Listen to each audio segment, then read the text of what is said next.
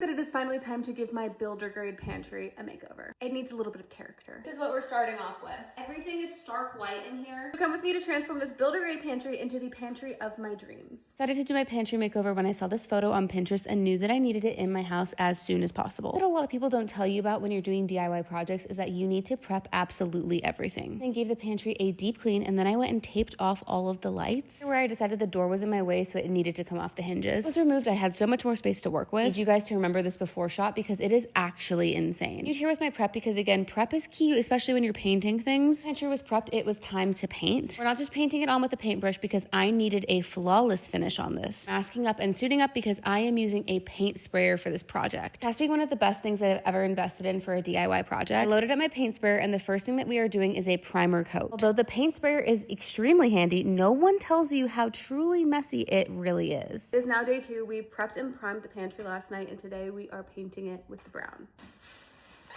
I learned my lesson from yesterday, and today we are using gloves. So got this headsock thing because I've gotten paint in my hair for the past 2 days. We're finally spraying the brown paint on the pantry. We're extremely thorough, and we decided to do 3 coats of paint. It was tedious, but totally worth it. We are officially on day 3 of my pantry build. Today we're putting on the Butcher Block contact paper on the top shelf. We have to prep the countertops, so you're gonna take a very fine grit sandpaper and make sure that everything is flat. You don't want any bumps in your contact paper. I do want to switch this out for a real Butcher Block, but this was way easier than doing an actual demo of the pantry. And contact paper, extremely hard to work with, but if you go in small sections and smooth out the bubbles, it should be pretty easy for you. If you have a really stubborn bubble, a heat gun always works. The countertops, I moved onto the drawers because they didn't have any handles. Put some holes in them, and then I installed a gold handle. I started installing the Butcher Block paper on the countertops. I am obsessed with the brown color, the Butcher Block, and all the gold accents. I just think it needs something else. I'm also going to tile the backsplash. I picked out what I think is such a pretty tile for this room. People hate tiling, but I find it extremely therapeutic for some reason. I will show you when this is all done. Tiles were all up and the adhesive was fully cured. I moved on to grouting my tile. Grouting, I like to work in small sections and clean as I go. I don't even believe that this was the same pantry that we started with 3 days ago. I actually was so skeptical about this pantry to start with.